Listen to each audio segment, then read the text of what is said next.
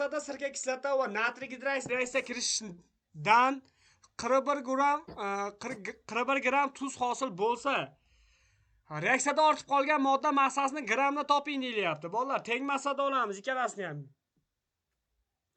Xo'p, kelinglar sirka kislota bilan natriy gidroksidni beraylik. SH3SOOH plus natriy gidroksid. Misol uchun, natriy atsitat suvni hosil qiladi. Teng massada deyilyapti. Bolalar, kelinglar mana bu sirka kislotani 60 gram olsak, natriy gidroksidni ham 60 gram olaylik. Bunda umumiy ortib qolgani buni natriy gidroksid 40 gram bo'lsa, 60 dan 40 dan olmasak, ortib qolgani 20 gram bo'ladi. Biz masalan sharti bo'yicha 41 gram tuz hosil bo'lsa deyilyapti reaksiya natijasida. Reaksiyadan natriy atsitat hosil qiladi. SH3SOO natriy holatda yozib olaman. Bolalar, 20 gram ortib qolganda bu tuzni massasini hisoblanglarchi. Hop, SH3SOO natriynikini 10 gram. yo'q. Seni mo SH3SOO natriyni hisoblang, natriy atsitatni o'zi SH3 15 gram bo'lsa, 12 32 23 qo'shimcha endi aytganlarimni 82 gram. ana 82 gram. Endi masalan shart bo'yicha necha gram tuz deyapti? 41 gram tuz deyilyapti. 41 gram tuzda qancha ortib qolgan modda deb topadigan bo'lsak, 41 82 ni 2 dan 2 barobar kichik bo'lib, 20 ni teng yarmi 10 gram kelib chiqadi. Javobimiz B javob bo'ladi. 25-savol, hurmatli abituriyentlar, xuddi shunga o'xshash. Demak, 26-savolda ishlaymiz. Masala sharti bo'yicha qaysi moddani mis2 gidroksid bilan oksidlanish natijasida SH3, SH, S2H5, SOH bo'lgan modda hosil bo'ladi deyilyapti masala sharti bo'yicha. Demak, umumiy mis2 gidroksid bilan reaksiyani yozib olishimiz kerak bo'ladi. Quyidagicha. Xo'p.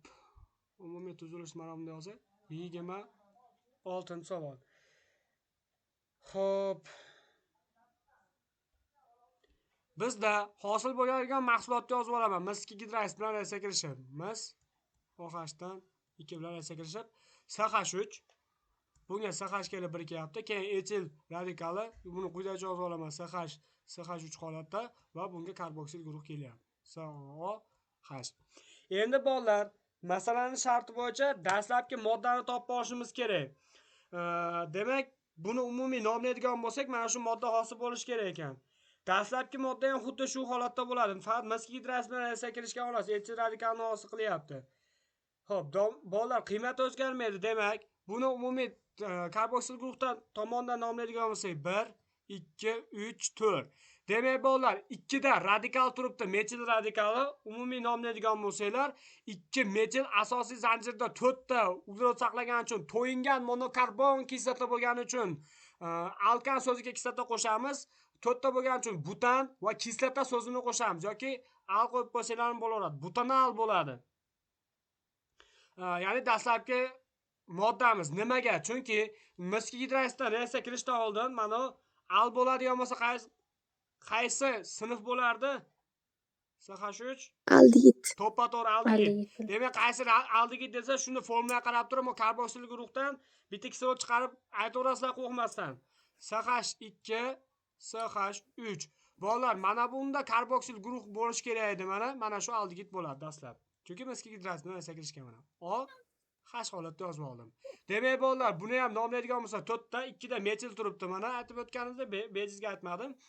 Demak, 2 metil butanal deb nomlasak bo'laveradi aldegidlarda. Ya'ni al so'zi qo'shilgani uchun. Tushundinglarmi? Dastlabki moddamiz aldegid bo'lgan deb olishimiz mumkin. Xo'p, javobimiz B javobga to'g'ri kelar ekan. Keyingi savol 27. Masala sharti bo'yicha kumush ko'zgu reaksiya kirishadigan moddalar qatorini toping deyilyapti masalada. Demak, kumush ko'zgu reaksiyasini berish uchun xo'p, qanday moddalar bo'lish kerak? Adan fenolni chiqaveramiz. Karbon kislota bilan murakkab efirlarda. To'ppa-to'g'ri. Bdan chumoli sirka aldegid.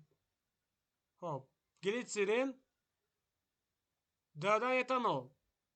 Demak, chumoli kislota, sirka kislota, formaldegid. Bular javobga to'g'ri keladi. S javob bo'ladi.